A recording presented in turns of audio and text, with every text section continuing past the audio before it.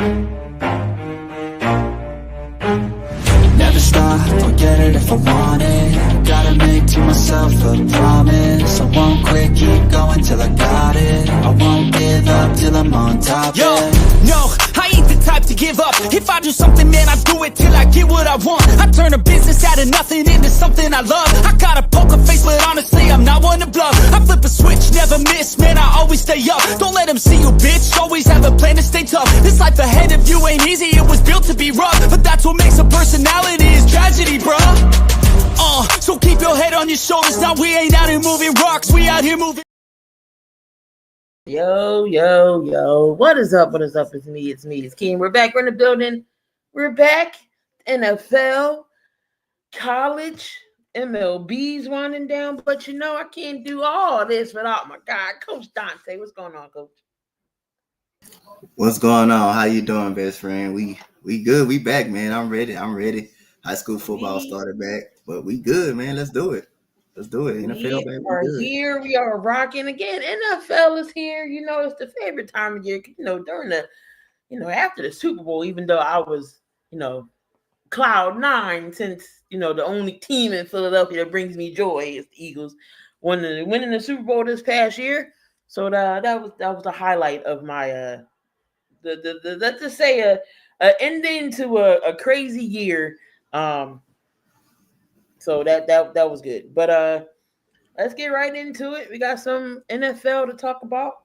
Of course, we're going to break down the divisions, picks and predictions for week 1 because the season starts Thursday. First, let's start with going on the Micah. I sound like Jerry Jones calling him Michael. Micah Parsons getting traded from the Dallas Cowboys to the Green Bay Packers. Didn't actually think Jerry was going to pull this trade. Didn't think he was actually going to get rid of Micah Parsons all that, upcoming week. He was saying, we got him for 3 years. He still had a year left. He still had to play on his contract this year for $24 million. And then after that, he would have been a free agent. Word was he talked to him directly and not through his agent. Micah wasn't having that. He was like, no, talk to my agent if you want to do anything with a deal. And Jerry didn't like that too much. But we all know how delusional Jerry Jones is, Donte. So talk about this trade between Dallas and Green Bay, with Dallas getting in return 2 first-round picks. Mind you, those picks from Green Bay ain't early round picks. They late. Green Bay is always in playoff contention, so they in the late 20s. And you get defensive tackle Frank Clark. Who won this trade? Was it Dallas or was it Green Bay? Green Bay. They got the best player in the trade. They got the superstar in the trade. So anytime you get the best player in the trade, you basically win the trade. And it's going to do nothing but make the Green Bay Packers defensive line just more greater. I mean, people, they may think, now you can see Dallas fandom turning on Micah Parsons and stuff like that, saying he's a, one-trick pony and all of that and stuff. But like I said, the man produces every year, regardless. I mean, he wrecks games. That's what he does. He gets back there in the backfield. He gets to the quarterback. So, again, the Packers defense only got better. They got Xavier McKinney over there at that safety position. I mean, they got linebackers that are really good. They got some capable defensive linemen. But now you add Micah Parsons and that make that defense a lot more better. So Green Bay clearly won the trade. I mean, you giving up 2 first-round picks, which Green Bay is going to be like competing between, the second round and NFC Championship contender. So those picks ain't going to be too high. Those picks are going to be too high. Then you get a player like Kenny Clark back as well. I believe that's who they got back. But he's not no Michael Parsons. He's not no Michael Parsons, someone that can get out to the quarterback and stuff like that. So Green Bay clearly won a trade.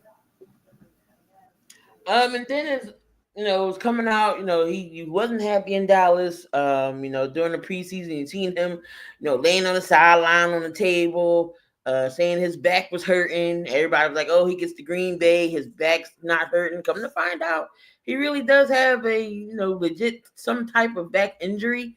They're saying that, hopefully he can take some of the epidural injections to go ahead and play on Sunday. So definitely Parsons is helping improve a already good Green Bay defense as is. So they still have Lucas Van Ness. They still got Rashawn Gary. Edgerrin Cooper's there, and then the Giants didn't want McKinney anymore. So, but what happened with McKinney? He was leading the league in interceptions. So Green Bay's defense is just got better. But then Dallas goes ahead. Okay, so they don't want to pay Micah Parsons. They go ahead and pay DaRon Bland a 4-year deal. What's up with that? Talk about that move. I mean, they shoring up their secondary, but I mean, that money should have went to Micah Parsons. I mean, who you got on the defensive line that's going to make plays on the defensive line? Who you got?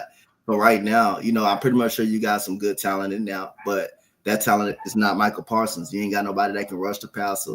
Your run game was already bad when Micah Parsons was even playing. The run game was already bad. So, when you can't stop the run, and now you lost by far your best player on that defensive side of the football, hey, how can you get to the backfield? I mean, how can you stop the Eagles Thursday? How you gonna do that? But other than that, I'll say DaRon Bland, for your secondary to work at point of times, you're gonna need a defensive line that can put pressure on the quarterback.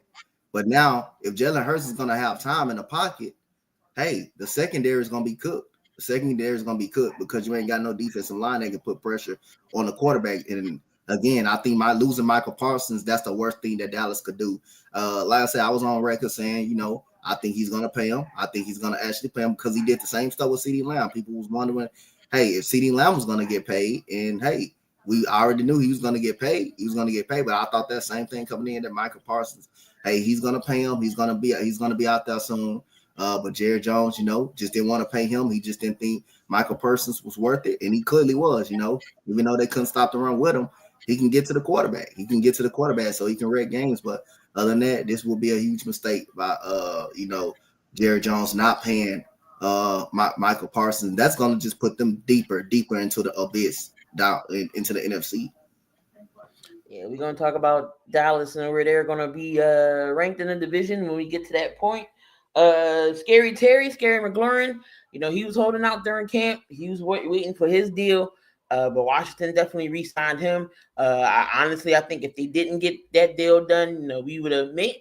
Not saying Jalen Daniels would have had a sophomore slump, but it just would have been, Debo. I don't think is a real number one like that. So definitely signing McLaurin back is a huge gain on Washington's part.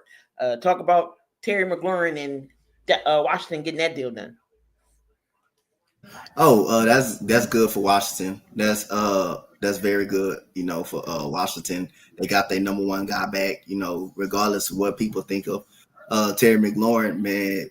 Even with bad quarterbacks, he was out there looking good. He was out there being able to put up numbers, Jaden Daniels, as soon as he came on the scene, Terry McLaurin got even better and better. But Terry McLaurin's one of the underrated wide receivers in the league because he consistently puts up 1,000 yards. So, Debo Samuel, adding him, taking, like I say, he's not capable of a number one. He's just more of a solid football player that can do everything, that can even run the football up out of the backfield if you need to, do jet sweeps with. He's more of a like a baseball player, like a utility guy. You can use him several different ways on the offense. So hey, I think the Commanders still going to be in the thick of things. It just really depends on how Jaden Daniels played in his sophomore season.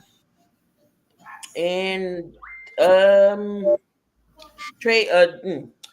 Cincinnati gets Trey Henderson back. This one I was kind of saying it was a head scratcher because even after this season, Trey's going. So why not try to offer him a new deal or get him to stay next, and further into years. So they only gave him 15 mil extra just to play for the season. But talk about how Trey is going to help that Cincinnati defense. Not too much. I mean, he's gonna get his numbers. He's gonna get his. He's gonna get to the quarterback and stuff. But that defense as a whole, that secondary has to be better. That defense was one of probably you would say the reason why they couldn't even make a playoff push. I mean, their offense could score against anybody. There wasn't no problem. The offense wasn't a problem. You had no running game really like that you could depend on. They released Zach Moss, I believe, earlier in the offseason. But like I said, your offense can play with anybody. It's just your defense just couldn't get a stop when it was need to. Defense was giving up points after points after points every drive. The Cincinnati Bengals go down there and score.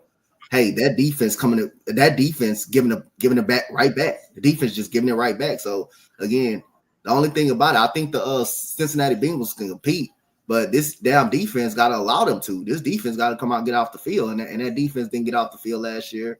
The offensive line had a lot of false start penalties in tough situations, and offensive line has always been a question, but the secondary, the pass defense, it's got to be better. There's no way they got to be better. I think that offense can play with anybody in the NFL. That defense got to just be better. I think Trey Hendrickson can still be himself. He's still going to get to the quarterback. He's still going to get double-digit sacks, but that back end of that defense got to be way better.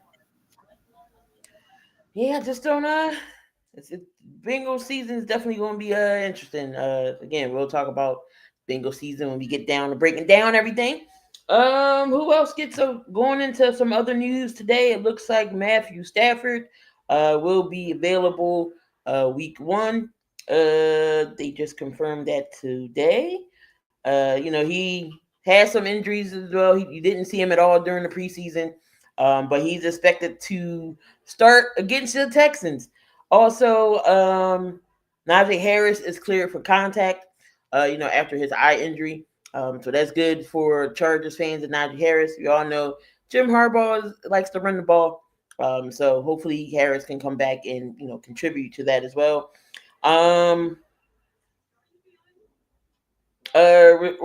Jennings, he practices for the first time in 36 days. He's looking for money too. Over there with the 49ers.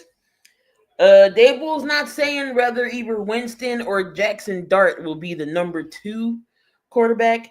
Even though Dart did have a successful preseason, Winston, you all know Jameis is going to be Jameis. So I don't know who do you think should be the backup to Russell Wilson? I'm gonna go with Jameis Winston because of the experience factor. I'm gonna go with him. But it depends on how the Giants season goes. Hey, if they are like 1-6, which I think they may be better than that. If they be 1-6, I will throw Jackson Dart out there. But at that time, you're not gonna make the playoffs. I don't believe you're gonna win 5 straight. I'm not gonna believe you're gonna win 5 straight games. Hey, just go ahead and throw him out there, see what he can do. You gotta play him. I mean, you gotta see what he got. So I would just say if they 1-6, if they're not even close in the playoff contention, you just throw him out there. You just throw him out there. But for right now, I would go with Jameis Winston. That's my backup quarterback. Just let him sit and learn. But I wouldn't be surprised if Daboll would name him the number two after Russell Wilson. But I let him sit right now. That would be my answer. And unless they start off badly, like 1-6, 1-7, then I would just throw him out there. I would just go ahead and throw him out there. You're not making the playoffs anyway, and plus you drafted him for a reason because you think he can be the future of the New York Giants. Yeah. I don't see why you wouldn't have Winston, at least be your number 2, only, because of the experience. But it's going to be, the Giants is going to be interesting. They had a sneaky good draft, definitely upgraded on the defensive front and everything like that. So, Giants is going to be interesting to watch.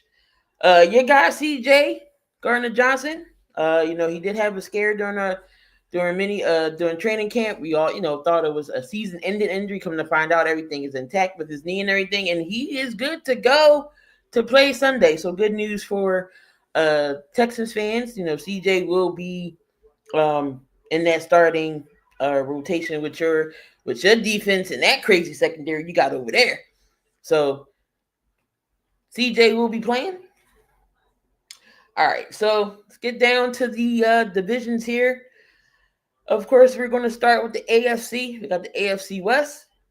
We're going to start with that division. We got the Chiefs, the Chargers, Denver, and the Raiders.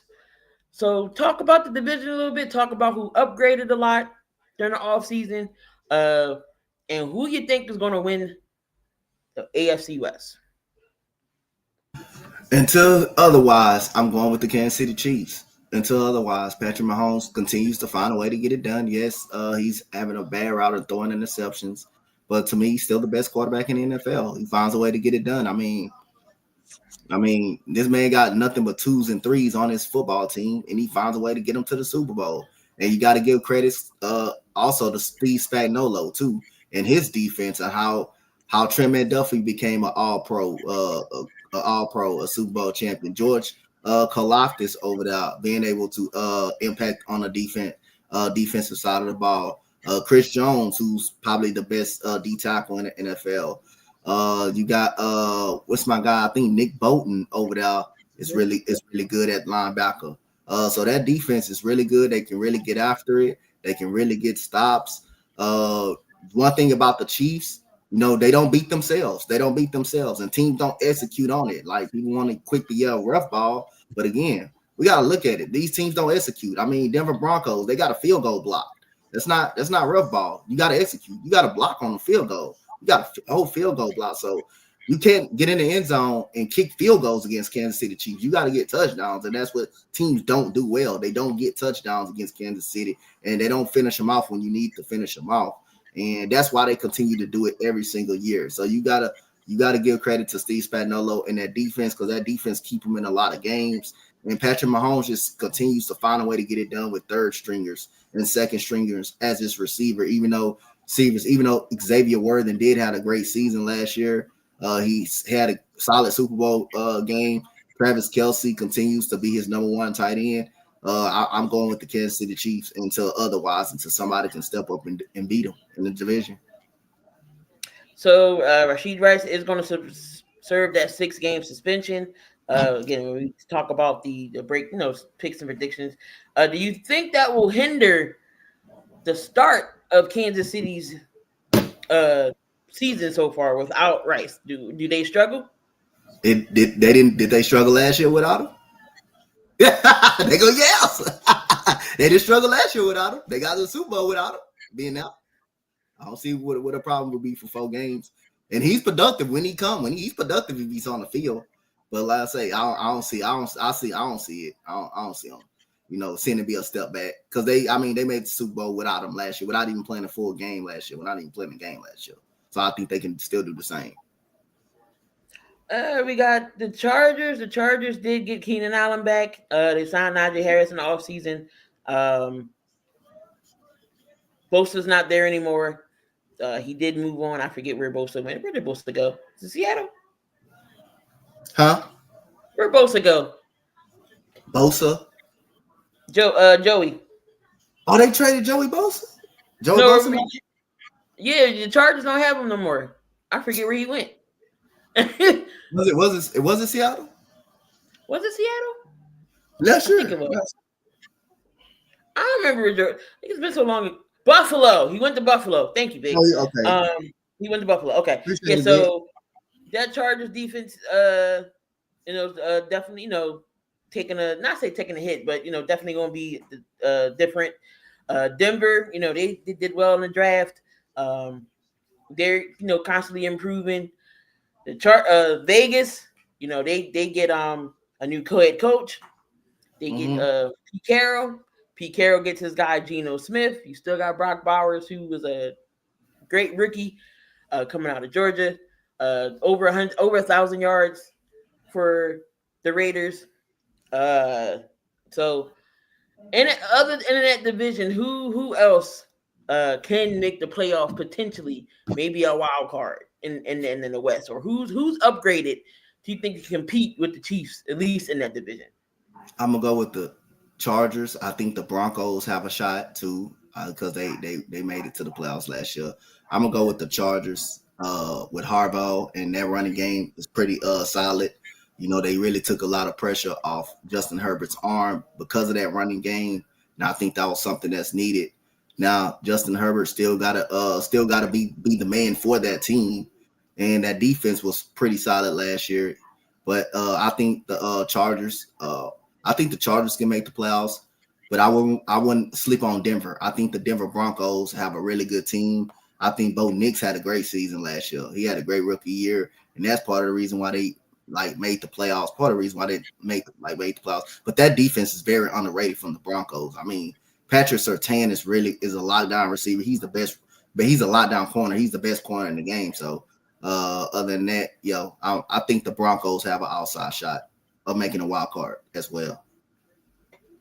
Definitely they got a good defense. Bo Nix definitely stepped it up in his rookie campaign. Sean Payton finally got his receiver there. And then they drafted running back Harvey, and then they got Omari and Hampton as well. So definitely gonna see what that Denver team's gonna be. All right, moving on to gonna stay in the AFC, of course. We got the AFC South. We got your division. Of course, we got the Texans. We got the Tennessee Titans, the Jags, and the Colts. Talk about your division, Coach. Well, I think we're gonna win the division. I got our record 12-5. The best we can go is 13-4 if we're clicking on all cylinders. If we don't have any injuries, I think we can compete with anybody, especially that defense. But I got us going 12-5. I think the Colts, a quarterback situation just so iffy. They don't have a bad team. It's just a quarterback situation. I got the Colts in second. You got the Jaguars in third and the Titans in fourth. I like Cam Ward. But just to answer a big question, I feel good about the running game. I mean, yes, you did lose Joe Mixon, but hey, you got, Nick Chubb, who's looking very good. If Nick Chubb if he's 70% of himself, he don't got to be 100% of himself. If he's 70% of himself, we're good. We're in a good spot. If he's 70% of himself. I like the running game. My Dare brother, Gubawale brother, he's pretty good. He's a good blocker. He can catch out of the backfield. He can run between the tackles. He's a very good special teamer. I feel good about the running game here. And adding Nick Chubb is huge. Adding him is really huge. You still got Pierce. Maybe he'll come on. Give me no Pierce. No, the Damian Pierce. No, I got the Texans winning the division as well. Again, the Jags, they did draft Travis Hunter, who's I think they're gonna have him play both sides. Still got Trevor Lawrence. They got a new coach. Then you got the Colts. Daniel Jones has been named starter. Anthony Richardson couldn't get the job done this preseason and in training camp. They did draft Tyler Warren, one of the good tight ends out of the draft from Penn State. So that should be a good target for Daniel Jones. They still got Jonathan Taylor, who can still run the ball. They still got a good offensive line. They still got receivers. They still got Pittman. You still got Pierce. So Colts should be. I'm not saying they're going to win the division. I'm gonna ride with you and say they got second. Then you got the Jags, and then the Colts. I mean the Titans me being last only because they got a rookie quarterback. So they got Calvin Ridley. Tennessee should be interesting, but I wanted to see how Cam Ward does on the real time now, not preseason, and not against the twos and the threes or whatever. They against the number ones. So we'll see how Cam Ward does. But I got the Texans taking that division again. Just with y'all defense alone is scary. Talk about the defense. I mean, what I can say about the defense. It starts with DeMeco Ryans, though. DeMeco Ryans, I don't know what it is about him. I don't know if it's I don't know what he drink. I don't know what kind of protein shake he do drink. But I don't know what he get of players, but he just knows how to lock people up. I mean, we were very close to winning that game against the Kansas City Chiefs.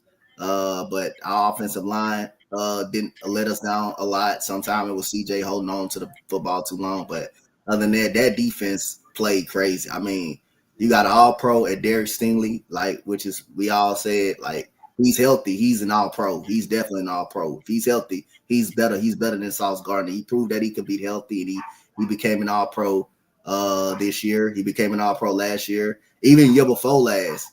The only reason he didn't get All-Pro because he missed like 4 or 5. He missed 5 games, like 6 games during the season. But when he came back, he had like 5 interceptions. So he has great ball instincts. He catches it like that's like a receiver playing in the cornerback position, right there. So got CJ Gardner-Johnson. I mean, he just everywhere he goes, he influences a team. He wins everywhere he goes. You know, he may not make the Super Bowl every year, like he made it with the Eagles and won it, but he influenced winning immediately. Henry To'o and Christian Harris, we got one of the best linebacking guys in the NFL when they're on the field. Henry To'o is really good.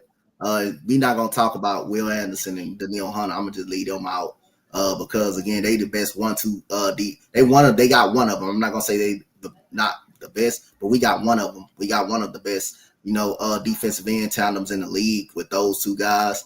And our secondary is just great all around. I mean, we even got big boy from Penn State. Which one of them big? Jalen Smith.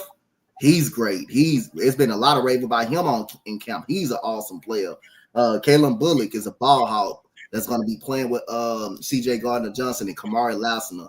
I mean, them Georgia guys, they come out and produce right away. So I feel good about my defense, even my special teams. All right, so we got the Texans winning the South. As far as the AFC West,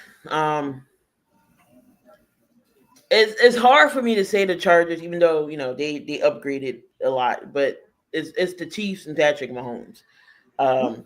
That's like betting against Brady, and Brady always came back to bite you. So as long as number 15 is with the Kansas City Chiefs, I still feel like somehow, some way, they're still going to find their way into the playoffs. But I'm gonna still say they can win, that division. Mm-hmm. Moving on today, we got the South, AFC North.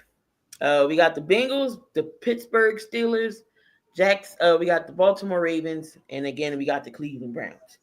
I already know Cleveland Browns ain't going nowhere, even though they draft Shador Sanders in the 5th round, but he's the 3rd string QB. They got rid of Kenny. They traded Kenny Pickett. To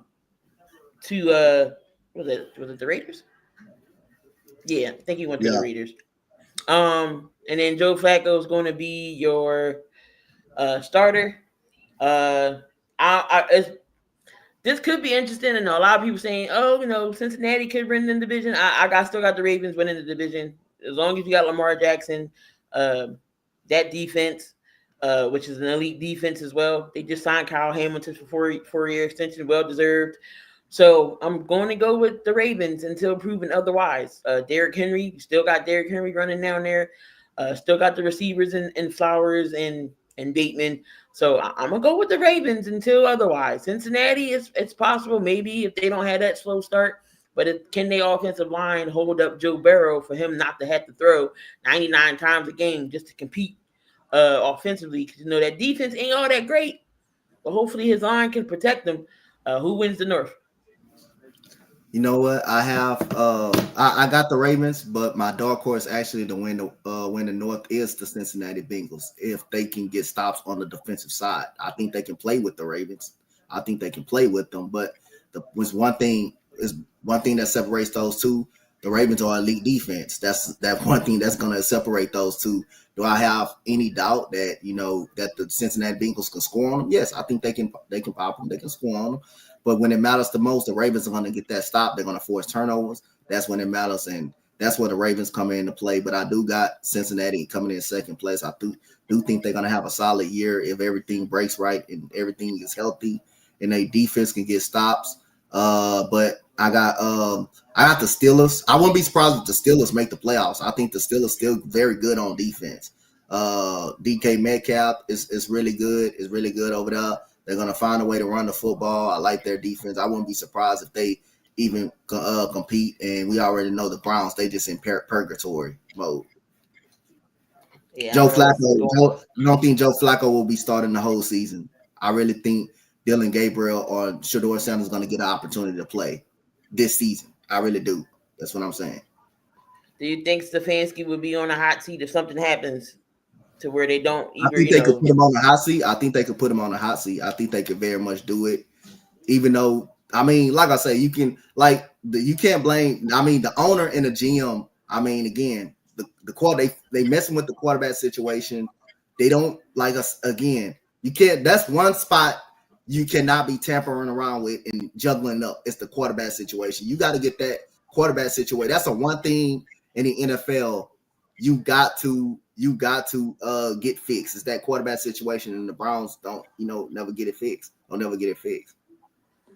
Yeah, because the quarterback makes everything go. They're the point guard on the team. They the field generals. They the ones that contribute to the points being put on the board. So you definitely gotta have a decision in quarterback. I don't know what it is about Joe Flacco that he wants to go with, whether it's experience, whether he's gonna win a Super Bowl. Yeah, Joe Flacco did take them to the playoffs and they got put out the first round. So I mean, I get that. So, but they didn't get put out. They didn't get put out. They got obliterated by my Texans. They got obliterated out, just like the Chargers did. Yeah, that was just a butt whipping. But I got the Ravens winning that division. I got Cincinnati maybe possibly getting in as a wild card. Steelers, we all know how the Steelers is. They they like the being mediocre and settling for, we got winning seasons. That's gonna get it done. Aaron Rodgers is your quarterback. They got Metcalf. They paid TJ Watt. Pittsburgh already had a good defense, but if Mike Tomlin and the Pittsburgh Steelers do not get the job done, Donte, is it time to get rid of Mike Tomlin? Is it time? I mean, I think if I was Mike Tomlin, I do something slick. I actually resign as a head coach before they fire me. That's what I do. I just do it that way. Just for me to keep from being fired. Guess what? Y'all know what I'm gonna do? I'm gonna resign. I mean, the quarterbacks that he had, and he was still able to compete in the division, and win, have no losing season. That's just crazy. I mean, even when you think this team is worse, the team look like they're gonna win like 6 games, 4 games, 5 games. They still overachieve. They still find, but I mean, you're Pittsburgh. You're gonna you just like goddamn the Lakers or anybody else. You're a big market. Hey, you try to win championships. You set to win championships, or even get into the playoffs. Not good enough, but not even having a quarterback for a long time and stuff like that, but still being able to compete is crazy. So if I'm Mike Tomlin, hey, y'all think y'all done with me? Hey, I'm done with y'all. I'm resigning. I told y'all to be a head coach with the Pittsburgh Steelers is like being a Supreme Court justice.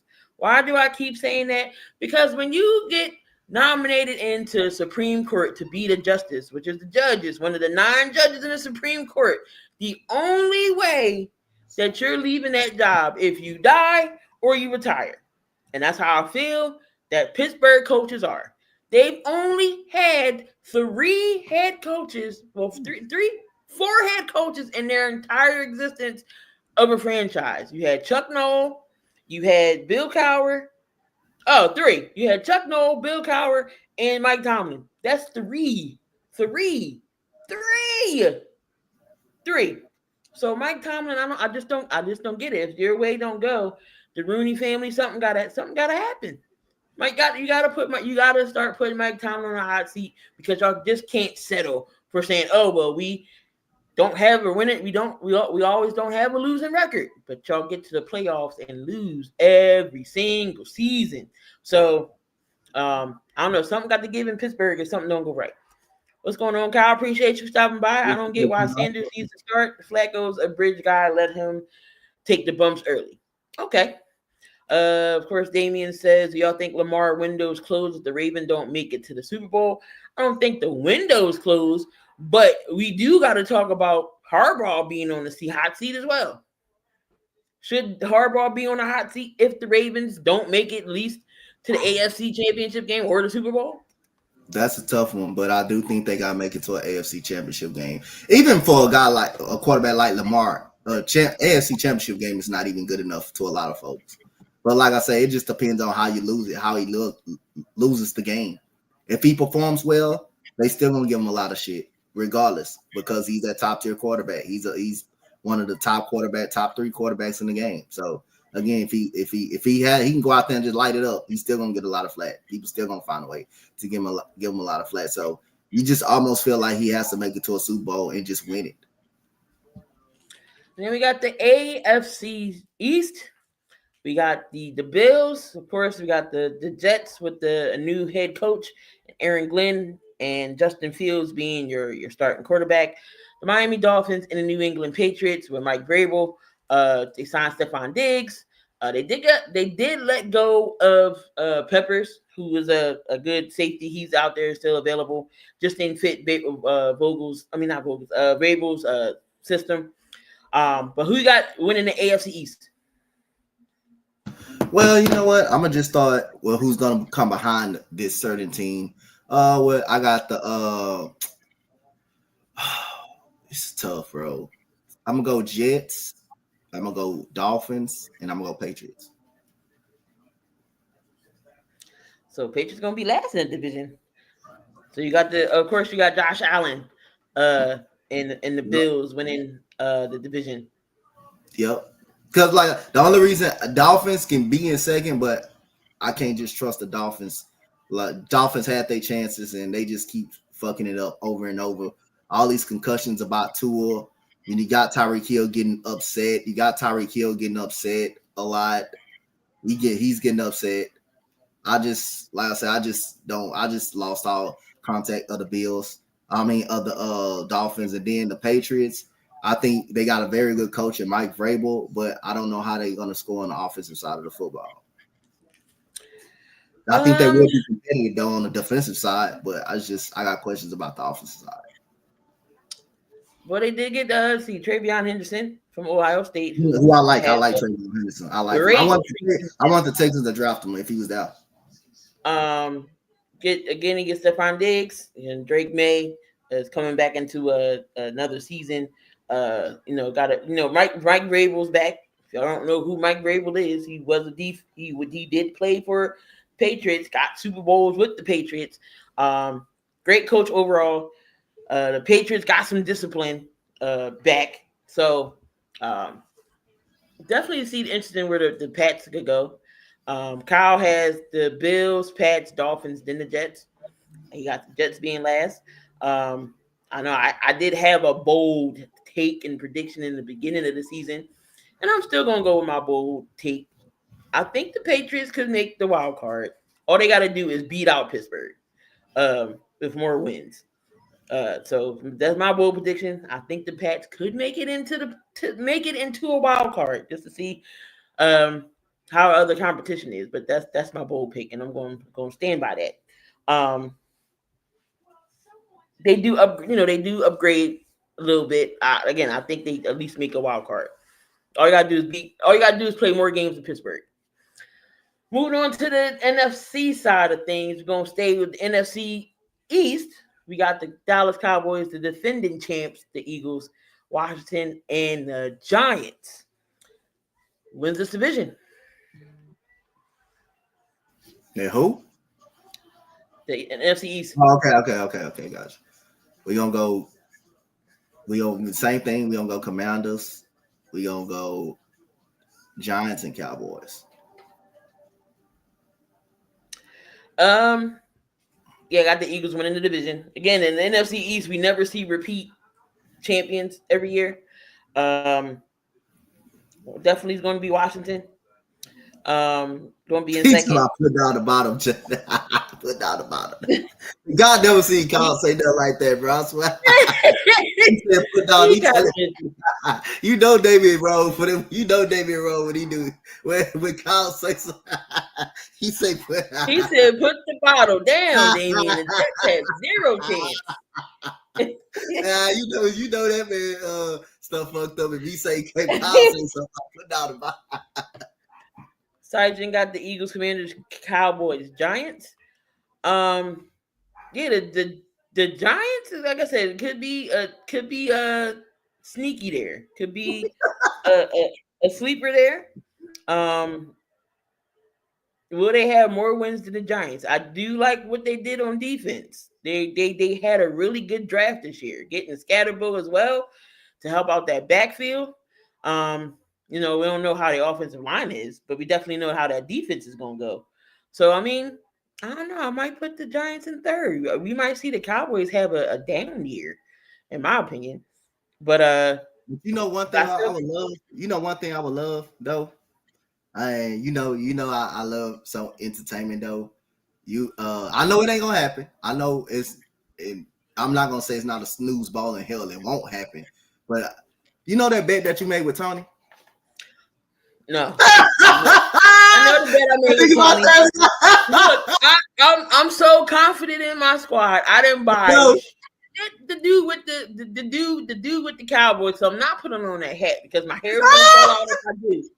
My hair is going to fall out if I put those colors in. So, I know it won't happen. I know it won't happen Thursday. But if it do, I would love to watch Key on this show with that Dallas Cowboys hat on her head. I would love that. That would be crazy. The bet was, so if we lose, I have to wear the Dallas hat up until we play again. On every stream that I do, good grief. And then Tony's gonna do the same thing. So I said I didn't even buy the hat yet. That's how confident that I am. I didn't buy it yet. I'm not buying that. Get out of here. Not buying that. You smoking now. Washington gonna win the division. They gotta wear it each and every week. They gotta wear it every week on stream until they play each other again, until they see each other again. So Kyle says he agreed with Vic. Cowboys could finish last with that defense. The Giants just needed an average QB to finish higher than the Cowboys. That's what I'm saying. The Giants could be crazy sneaky. I'm not saying they'll get into the playoffs or anything, but I'm just like they definitely going to be a little different. And then Damien got Washington, Philly, Giants, and the Cowboys out, whatever. And we got the NFC North. Let's talk about your Bears then, since you taking shots at things. So we got the Bears, Green Bay, Minnesota, and Detroit. I'm taking Green Bay. I've been saying Green Bay before Micah Parsons got traded there, that Green Bay was going to win that division. I think Detroit has a down year. Replacing two coordinators ain't easy. I know we had to do it. Look what happened. We did it. We lost in the first round, the playoffs, and we started off 10-0, and then you seen the debacle that happened. So then it's Minnesota, and then it's the Bears. I'm gonna put Minnesota third, Detroit second, and then the Bears gonna come in last. So who you got winning the North? I got Green Bay winning the North. The addition of Micah Parsons. You have Josh Jacobs, who people don't really mention enough, who's a big part of that running game. You got the receivers that are really good. Jaden Reed. They got my boy Matthew Golden, who's going to be really solid as a receiver over there. Jordan Love turned into an awesome quarterback ever since he's been starting. Yeah, I got the Packers. I'm going to go Bears.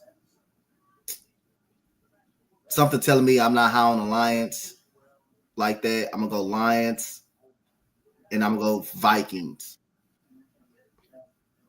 Every time the Lions get in big situations, Jared Goff just turns into spoiled milk. He just turns into spoiled milk every time he gets in big situations, and he play a tough defense. So that's how I just feel about Jared Goff. Every time he plays in a playoff type of game or a very great defense, he just finds a way to turn into actual spoiled milk, and he just finds a way to throw interceptions. That's when Jared Goff actually comes back to life. When he plays a really good team and a really good defense, that's when he turns right back into Jared Goff. Just like that Texans game, we lost that game because Monday Night Football because we didn't score in the second half. But other than that, he had 5 picks, and look what he did with the Commanders. Look what he did to how the Commanders played him. So every time he plays in a tough situation, he just turns right back into Jared Goff. Dick said he got the Bears winning. Bears in second. Kyle said the North is tightly contested. If the Bears get off hot and quick, they might make some noise. Ben Johnson, offensive-minded type of coach. We gotta see what Caleb does. They gave him an offensive line. He has weapons. Got a tight end. Got a running game. Bears defense always been good. It's always been the offensive side. So let's see what Caleb Williams does this year. Don't start your shit now barking. That's because I put his bowl on the window. He's like, this is some bullshit. Why is my bowl in the window? Shut up! Hey, stop talking noise over there. Stop talking noise. Hold on. Move. That dog talking noise over there. Oh, they good. That dog over there talking noise.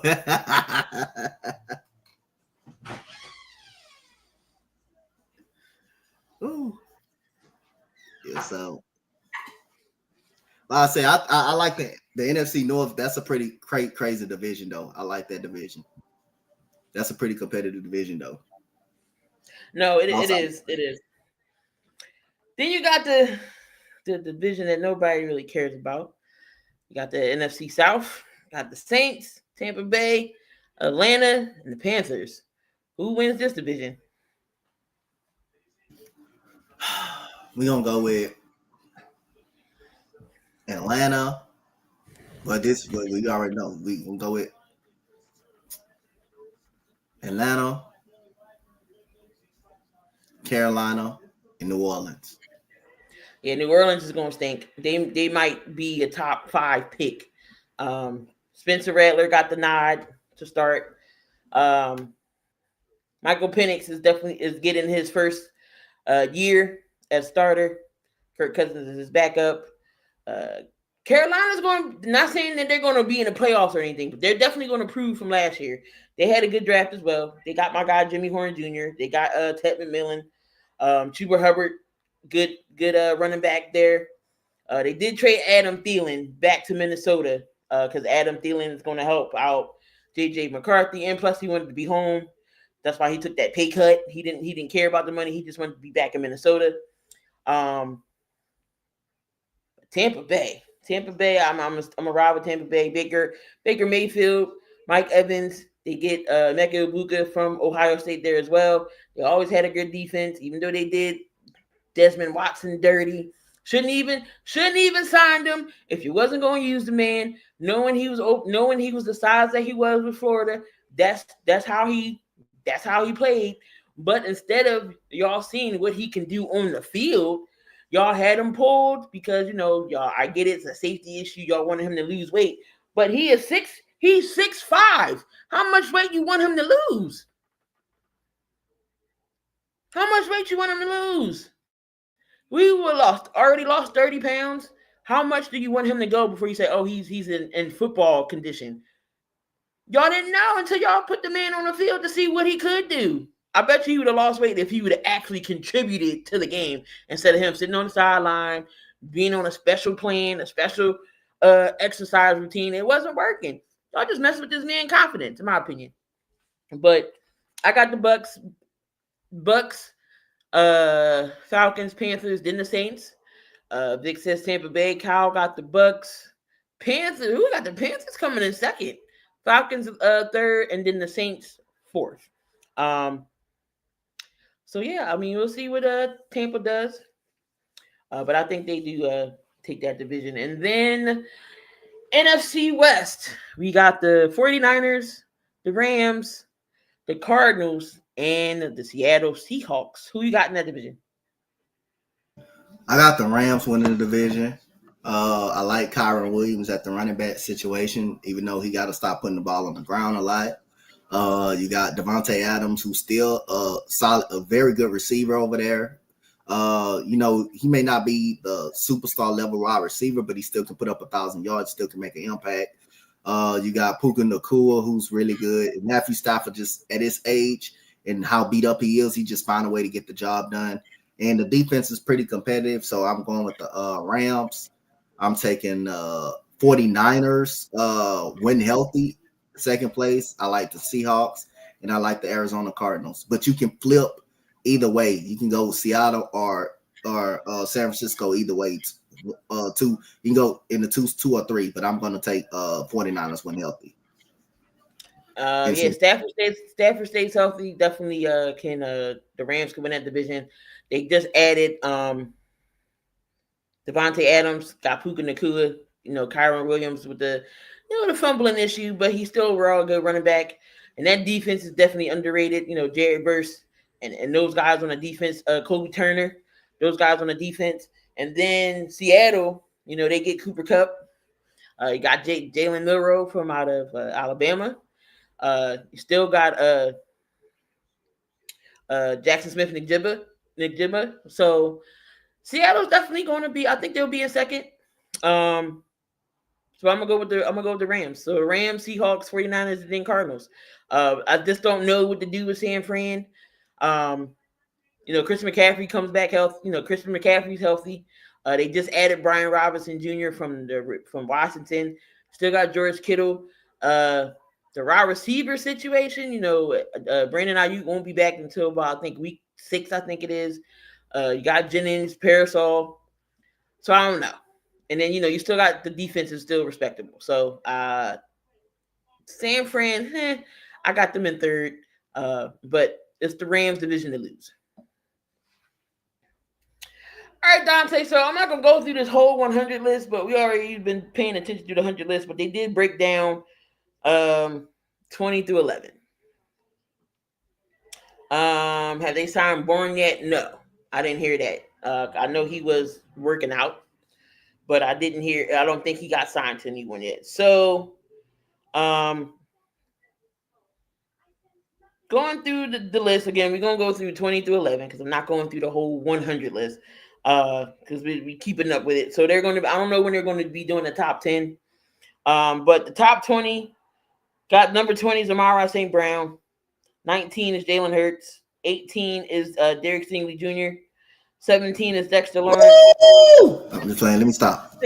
16 is Fred Warner, 15 Jared Goff, 14 Trey Hendrickson, 13 Penny Sewell. Penny Sewell makes it to 13. No, okay. Penny Sewell 13. Not gonna say nothing. Chris Jones 12, and then you got TJ Watt 11.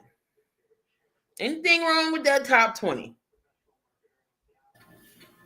Penny Sewell at 13 now. I'm all right with it. You can make an argument. Jalen Hurts should moved up a little bit more, but I'm all right with it. Penny Sewell at 13. Penny. I don't know about that one. I don't know about that one, Donte. I don't know. Lane Johnson, Jordan Mailata. How is he in front of them? Hey, that ain't a question I need. That I need to be asked. So I could only imagine who's going to be in the top 10. Definitely know Saquon's going to be there. We already know Josh Allen, Patty, Lamar, Joe.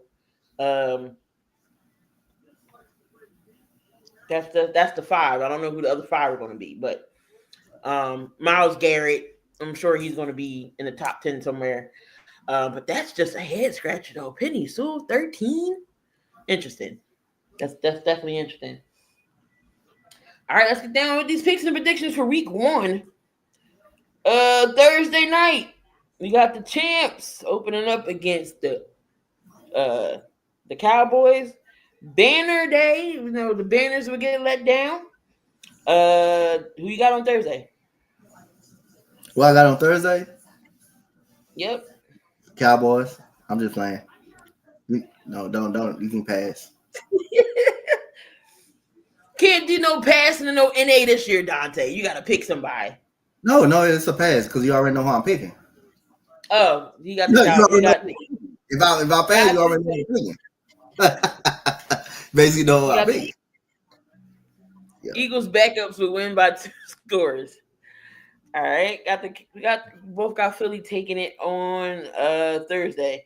Friday we got a game as well. We got the Chiefs and the Chargers. We got the division matchup here. Who you like in this game? I like the Chiefs. Close game. This is going to be your Brazil game.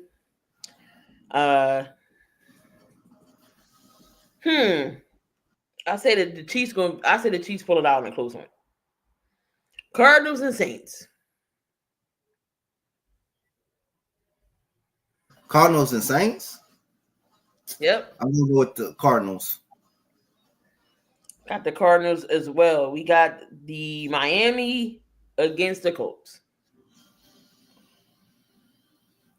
Miami.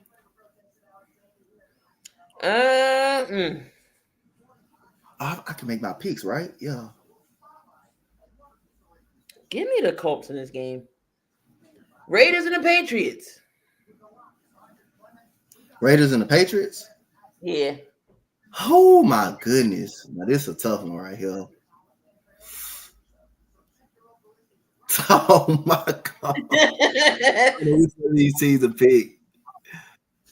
Oh my God. You know what? I'm gonna go Patriots. I'm gonna go Patriots to win this game. I wanted the coin flip it, but I'm gonna go Patriots. I'm just sitting here analyzing. It has to go to down to which defense is going to make plays, or which offense is going to make plays. Again, you got Brock Bauer, and you got Ashton Genty, you got Geno Smith.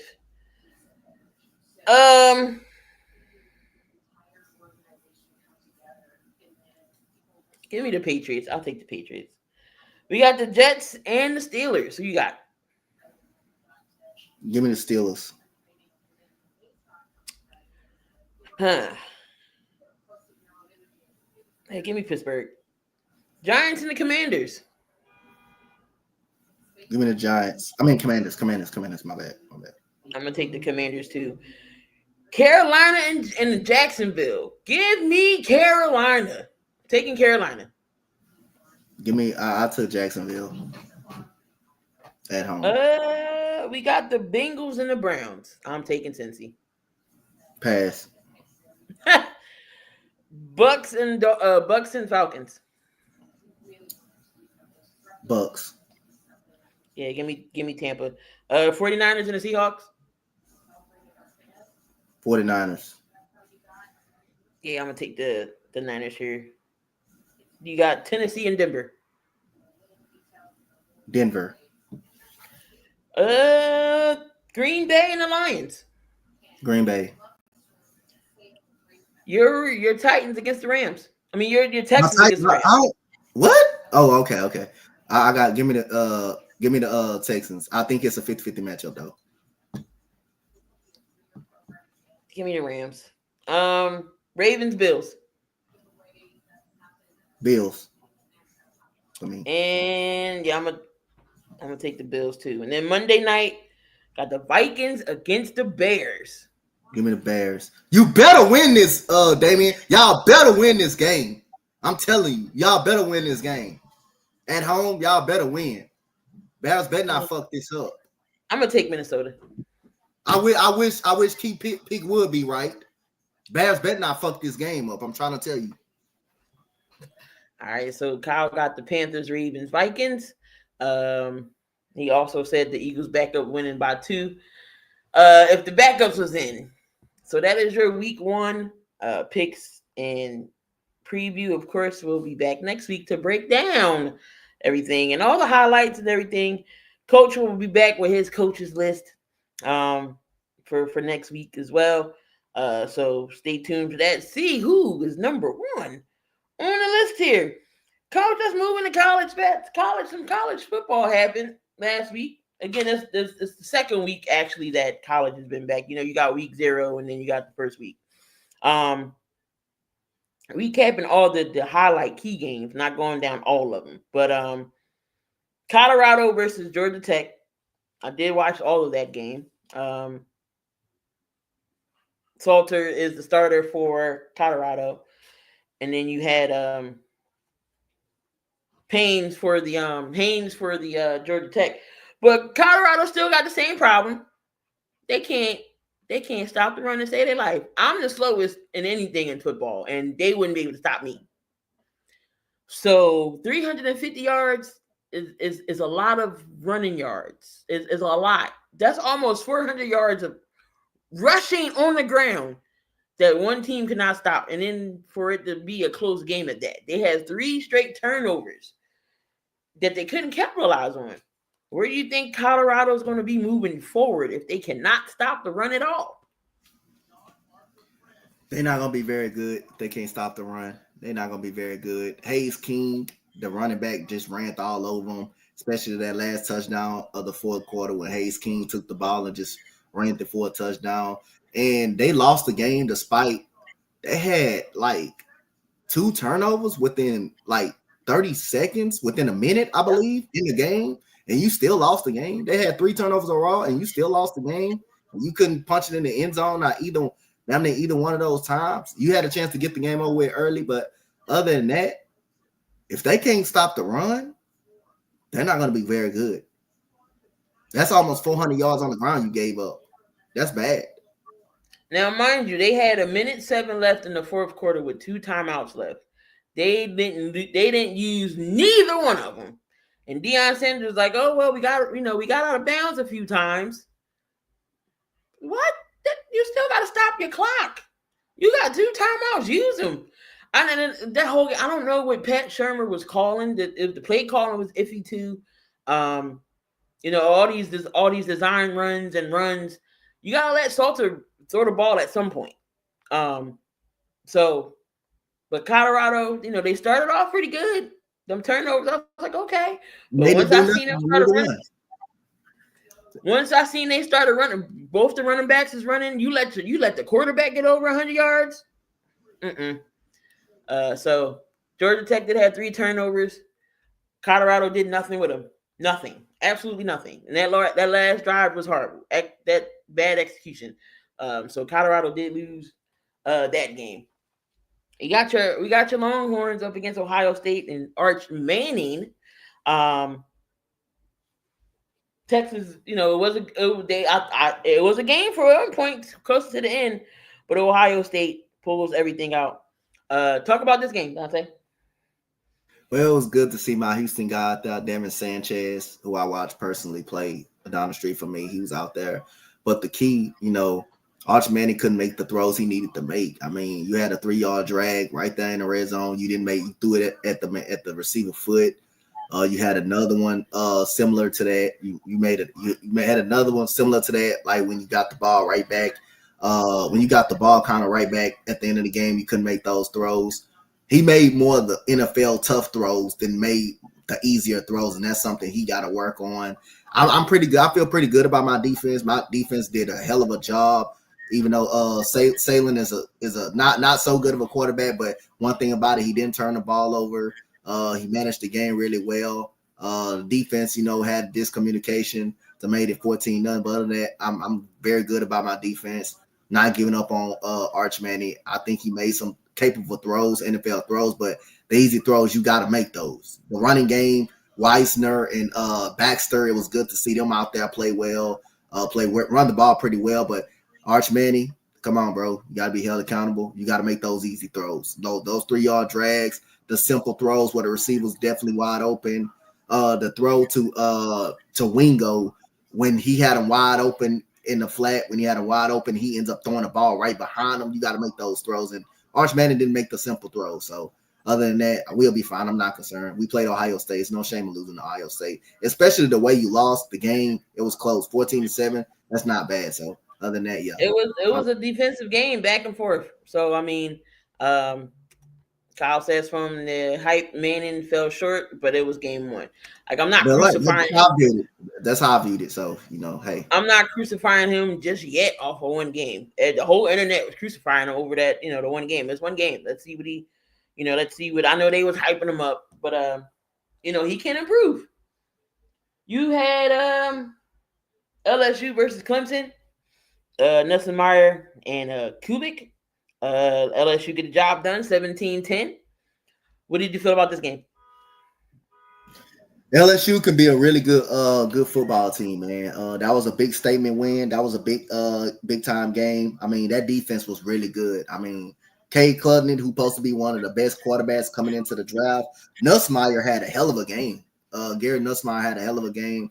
230 yards, one touchdown. He had a hell of a game. He played good. Peyton Durham had a very good game in the running back. Had a very good game at the running back position. Aaron Anderson was good at the receiver position. But Cade Klubnik wasn't bad, but the only thing about it, he turned the football. Cade Klubnik was real bad. 19 for 38. That's not gonna get it done. That's not gonna get the job done. One interception. The running game was non-existent. LSU, give credit to LSU. That defense and that offense when it mattered most put up points. So give credit to LSU and how they played. The upset of the year. Florida State goes into Alabama and 31-17. Boy, oh boy, everybody crucifying Alabama. Donte, talk about that game. Did you think that Florida State was going to upset Alabama the way they did? Nope. And Alabama is not a good football team. You come in here, you get scraped off the scene of the earth by Florida State. You give up 31 points. This Alabama defense has all these NFL players on that. You give up 31 points to a no good Florida State, but give Florida State the credit. They came out and played. Their defense came out and played. They played well. I mean, the quarterback had 78 rushing yards. He contributed in the running game. He didn't pass the ball very much. He only had 52 passing yards, but that defense did a hell of a job. They ran the ball Florida State ran the ball pretty well, and they got stops. So Florida State was good all game on the defensive side of the ball. And Ty Simpson, you threw 43 passes, 2 touchdowns. I mean, you completed, you went 23 or 40. That wasn't good enough. They didn't run the ball really well at all. They couldn't run the ball. I think that's why Florida State won this game, because they stopped the running game. So other than that, this defense just looked bad for Alabama. This defense is just terrible. That was terrible. That was a terrible performance by the defensive side on the defensive side of football. Does this hinder losing this game? Does it hinder any playoff chances? I don't think so. Not yet. I'm not gonna say not yet, but like I say, it's gonna get close down. You lose to a team like Florida State, you will say yeah. Florida State better build off the win. Everybody is chewing out the board too. How do you think he did in his coaching in this game? Ass. Hold on. Hold on. Since you said that. A 2-pack of ass. He still got that on there. Tell him, Charles Barkley.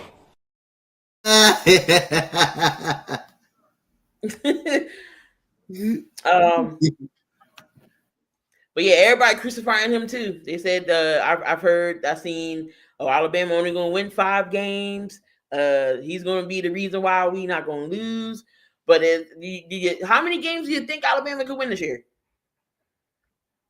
Well, they're in the SEC.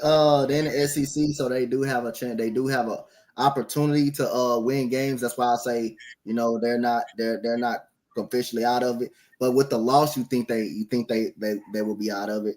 So the games they're gonna win, they should beat Monroe. They should beat Monroe next week. They should beat Wisconsin. That's no guarantee. They're gonna lose to Georgia. They're gonna lose. I think they lose to Georgia. They take that loss to Georgia. That's 2 of them already. They're gonna beat Vanderbilt. They should get the get back versus Vanderbilt. Missouri, you should beat Missouri, even though that could be a trap game. You should be able to beat them. I think Tennessee kind of find a way to win that game, but they should be able to beat Tennessee at home. And I got South Carolina beating them as well. LSU definitely could beat them this year. The North Sellers is the name to look out for in over there in South Carolina. Yep. Last night's game between Miami and Notre Dame, I think that had to be one of the catches of the year so far. Carson Beck goes down to Miami and gets the job done, 27-24. Talk about this Miami game. I mean, it was a great game last night. I watched that game.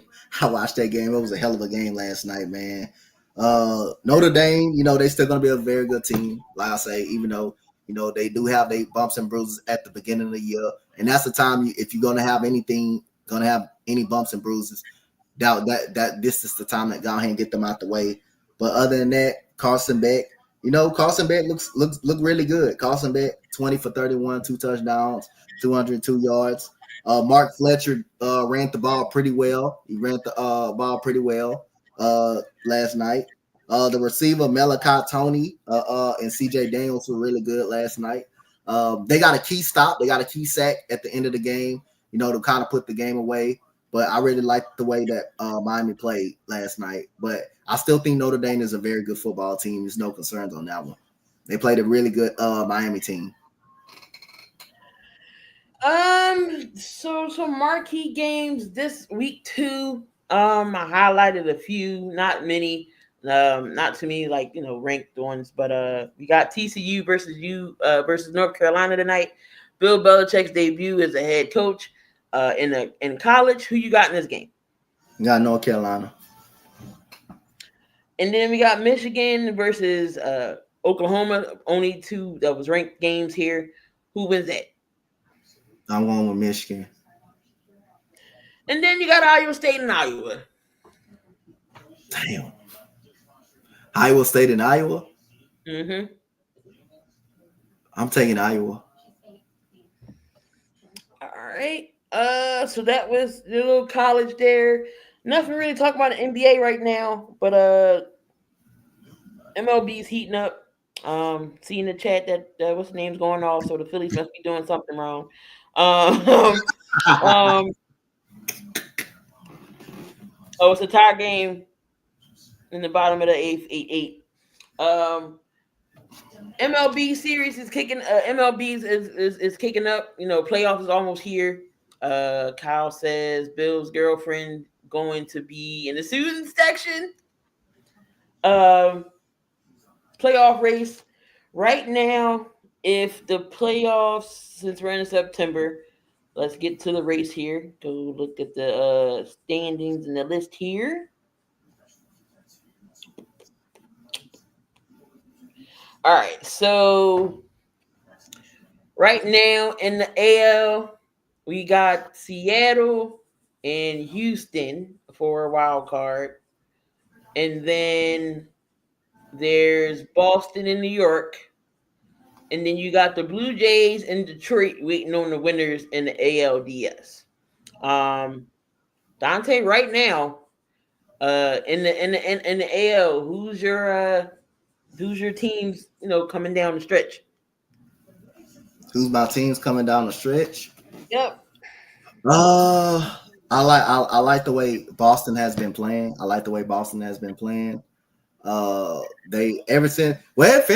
It seems like right now they're winning that trade.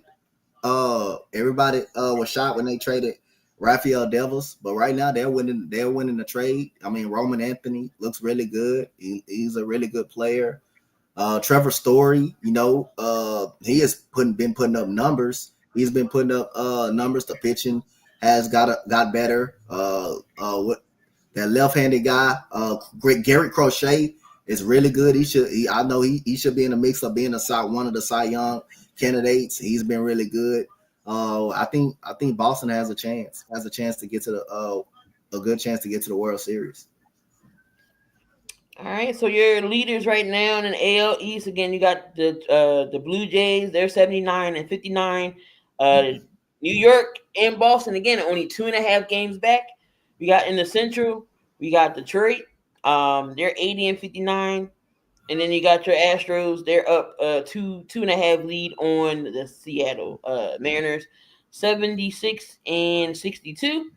Moving over to the NL side, NL East, we got the Phillies on top in that division by 5.5 games by the Mets. The Central Division is the Brewers. They're up 6.5 games on the Cubs, and then in the West, of course, you got the Dodgers, but San Diego is only 2 games behind them. And then on that side of the postseason picture, it would be New York versus LA, San Diego against the Cubs, and then Phillies, and then at the Phillies and Milwaukee would be waiting the winners. But some key matchups right now to look out for. Right now, we got the Phillies going up against the Brewers. It's a tied up game right now, I think. Still, we got Cleveland and Boston. You got the Mets in Detroit. We got the Red Sox and the Blue Jays, and then we got New York and I believe Houston. Mm-hmm. Out of that 5 series, which one will be most interesting?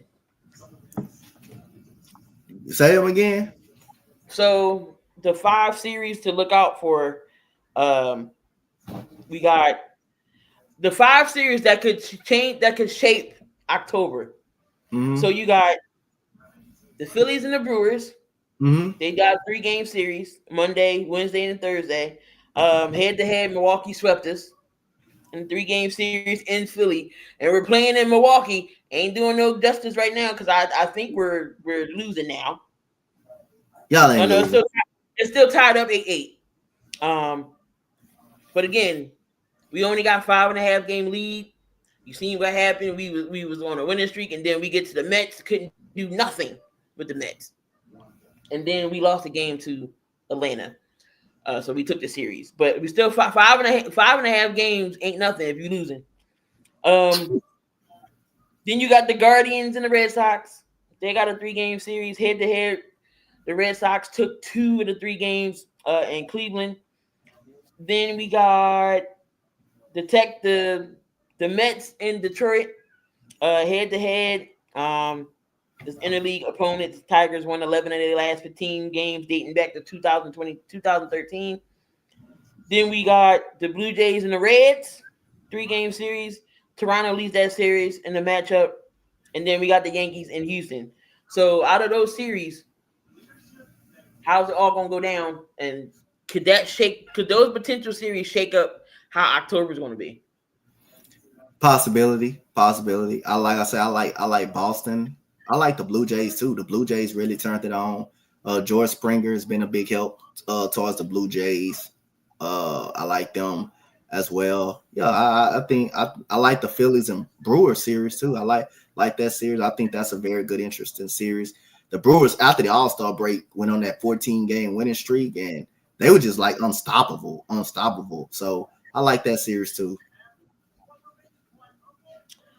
All right. But again, it's tied up 8-8 between the Phillies and the Brewers right now. Top of the 9th right now. So we're at bat, and then Cleveland, Milwaukee gets the last. So this could go into extras. But it looks like the Mets beat the Tigers 10-8. The Reds beat the Blue Jays today 5-4. The Boston won today 6-4. So yeah, that's some of the games that's in that series there. So the Blue Jays starting pitching will be the determining factor for them. Going over to the WNBA side before we get on out of here for a little bit. The standings right now, we still got Minnesota is 31-8. We got the Aces who are on a 12-game winning streak. I don't know what the hell happened with the Aces after that All-Star break. I don't know what switched. what Becky Hammond did, what she said. But oh my God, they've been the hottest team right now in the WNBA. Donte, what's going on with the Aces? How did they turn their season around? Because they was dead in the water. I didn't think they was going to. It just shows you how great of a coach Becky Hammond is, and you got the best player in the WNBA. Jewel Lloyd is almost like it was a mistake at first, them trading for her, but she looks really good right now in this winning streak. You have a championship pedigree, like Kyle said over there. Chelsea Gray being healthy actually helps out a lot. Jackie Young, she's very underrated, man. She can put the ball in that basket. You have Nalissa Smith coming up, playing some solid minutes. They're playing really well on defense. But hey, it helps if you got a great coach in Becky Hammond, and it helps if you got the best player in the WNBA. Yeah, because Angel Wilson playing lights out. Angel Wilson playing lights out. Even when Nafisa Collier went out for those 2 weeks with that ankle injury, she was the front runner for MVP. She still is. But Angel Wilson definitely can make a case. I still think they're gonna give it to Nafisa Collier. Just because her team is 31-8. I still, best record in WNBA. I still think they'll give it to Fee. But I can definitely say it could be Aces Minnesota in the championship game. I can see them getting to the finals if that's definitely possible. With the standings right now, again, we got Minnesota, Vegas, Atlanta, and Phoenix. They all have clinched the playoffs. So it's still New York, Golden State, who's actually playing very well to be their first inaugural season. Seattle, and then Indy, and then my Sparks is on the outside looking in. 18 and 20. We gotta win at least some games here on out to catch if we want to catch Indy. But looking at that, looking at the looking at the teams as a whole, what team were you most impressed with this season so far? The Golden State Valkyries, because it's their first season. Tiffany Hayes definitely is a veteran of the group. You have Veronica Burton, who's really good, who's turned into a absolute, pretty much a great player over there. The coaching has been really good over there. So, like I say, for them to be their first season and be part of something big, I've been very impressed with them. Kyle said his son's not in last. They threw a block party. That goes to Coach's wings there. Y'all mess around. Y'all might have another number one pick. Mess around. Y'all might get the number one pick again. So it's Chicago. So who are officially out the playoffs? Washington, Connecticut, Chicago, and Dallas. Kyle says, what do you think is best for the league, to move the Sun to Hartford and then expand to Boston, or move the Sun to Boston? Why not just move them to Boston? Boston already is a market for basketball anyway. So I don't see why that wouldn't be a bad move. And Coach over there hiding because his if we get number one pick, does that mean Juju Watkins? It's not Juju. It's going to be who is that? Damn, I thought it was Juju. It's not Juju. Who the hell is it? She went back to school. She was supposed to come. AZ Fudd? Might be Fudd. Damn, I thought it was Juju Watkins. My bad. I got excited. Kyle said the dream has surprised him. Didn't think Greg was going to be an MVP candidate. I thought Golden State was going to be, wasn't going to be that good, but they shocked me. 6th seed right now. Minnesota would play if the playoffs started today. My poor Sparks wouldn't make it again. It'd be Minnesota. Minnesota would play Indy, and I think Caitlin Clark would be back for that. I think she's starting to come back around. She's been hurt, growing injuries and everything else that she was hurt with. So I think she would be ready for the playoffs. Minnesota and Indy. Then you have Vegas going up against Seattle. Atlanta would go up against Golden State, and then the 4 and 5 would be Phoenix and New York. Phoenix is definitely. Oh yeah, Lauren Betts. There you go. I thought it was goddamn Juju. Goddamn, my bad. I got excited. No, Juju got one more year. Damn. No, the Lauren Betts would be good with Dallas. That would be interesting. What she played? What Lauren Betts played? Yes, that's what I'm thinking about. Olivia Miles. There we go. You can get Olivia Miles. Man, we may not need another guard though. She a guard, That's true. Yeah, we may not need a guard. Unless you're gonna do something better about. Unless you're gonna do Rike if she want to compete. That's the only way you do that. If do Rike want to compete or just stay here with Paige Beckers? That's the only way you make that move. So what does your Dallas need? What does your Dallas team need then? What do they need? Like I said, I've been wanting to get. We need a long-term future head coach. I'm just tired of these 1-year head coaches, and then when we don't do well, we fire them. We need some stability at the coaching spot. We need a big that can play consistently. Tiara McCowan. There you go. Lauren Betts right in the middle be perfect. I'm just tired of Tiara McCowan experience. I'm tired of that experiment at this point of time. Should not have brought her back at all. I'm just tired of certain players that's being here that don't deserve to be on this damn team. I'm just tired of that. Maddie Seeger, she's good when she's on the court, but the problem is she can't be on the court. She can't stay on the court. That's the main problem. And I like the guard position. I like Josiah James. I like JJ Quinterly. They play very well at guards. That's the only thing I could really be excited about. Everything else is an open book. Like throughout the forward spot and the big man spot, you need some change in that spot. And the coaching, you need change. You need a long-term head coach. That's what you need.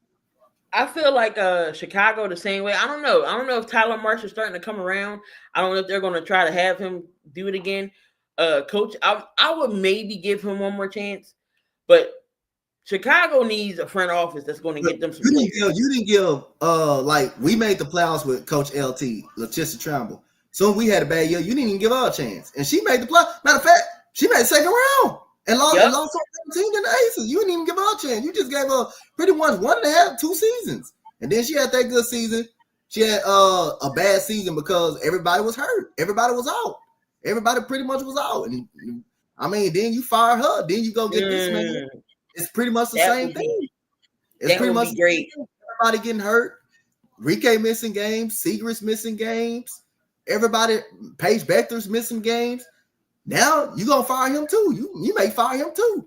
Like I wouldn't be upset if you give him another shot with a full healthy roster, but the roster gotta change. That's why when we traded for Nalissa Thomas, Nalissa Smith, and all of those guys and DJ Carrington, that team was built to make the playoffs. But then once we seen, hey, we was just flat out trash and we wasn't gonna make it. If that was the right move to give them up, to trade them, let them go somewhere else to compete because we're not good. It was Smith going to the Aces was definitely something they needed. And then Carrington going to that already stacked Minnesota team. One thing I'm excited about, we may end up drawing the first overall pick again, but you did get a first rounder for Nalissa Smith too. You end up getting a first rounder from her, so you end up fleecing the goddamn Aces out of the first round. But no, Kyle got a good point. The Sky could use Olivia Miles. They don't have no guard play. I don't know why. I just don't know why they're not giving Haley Van Lent no burn. When the Twin Towers are in the game, they dominate. When you got injuries and Camila Cardoso in there at the same time, I forget what game they were playing. They both had 20 points and over 20 some odd boards between themselves. So when them two get on, they're good. They just need some guard play. They just need to retool the roster. I think the roster needs to be retooled. Maybe bring a veteran in there. Some type of leadership. I know they got Ariel Powers there, but they need some type of roster.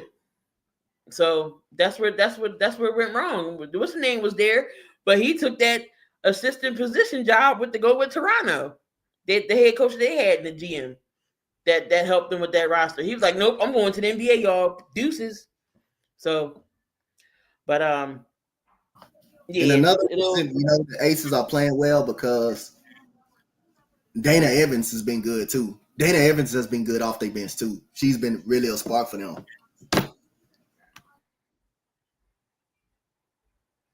All right, so there you have it, y'all. Another 72 is in the books. Again, NFL's back, so we'll be back next Monday to break down everything, week 1 wise and everything like that. So we'll see. Again, the WNBA playoffs is gonna be starting soon. Let me see when they finish. Their last games are. Let's see. September 11th is the day. That's it. September 11th. Are they last games? Anything today? Yep, tonight. Oh well, the Dream played earlier today, 93-76. You got the Storm in LA later, and then the Win, and then Minnesota and Dallas later. Any last words, Coach, before we get on out of here? Nah, man, it's a great show, man. Glad to be back. Appreciate all the people that was in the comment section, talking about the game with us, man. We'll be back next week to break down week 1 of the NFL. Go over anything, college highlights or anything like that. Then we'll break down week 3 key games. Again, we're not going through the whole slate of the NCAA because some of them games be trash. So only gonna highlight the key games here. MLB is shaping up again, but no, we'll be back same time, same place, same channel. Appreciate y'all being in the chat. Kyle, Big, Sijan, appreciate y'all. So yeah, make sure y'all tune in tomorrow. First episode of the Philly Sports Pulse.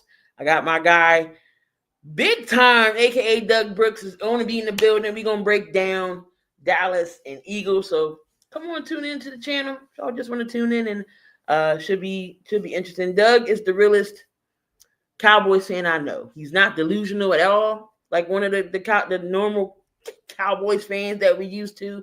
He tells it like it is. If his team is trash, he gonna tell you they trash. If they good, he gonna tell you they good. Yeah, he tells it like it is. So make sure y'all tune in tomorrow for that. Yeah, we'll be here same time, same place next week. So what about Tony? I don't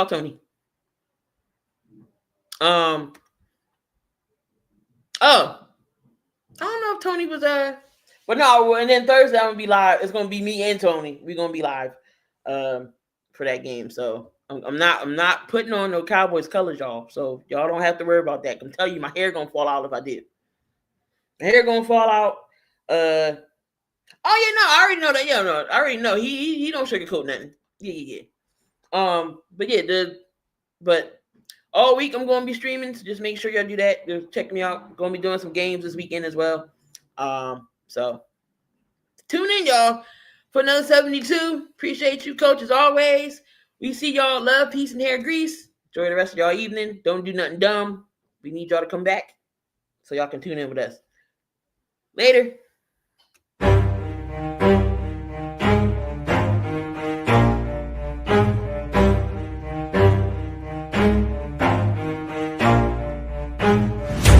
I'll get it if I want it. Gotta make to myself a promise. I won't quit, keep going till I got it. I won't give up till I'm on top. Yo, no, I ain't the type to give up. If I do something, man, I do it till I get what I want. I turn a business out of nothing into something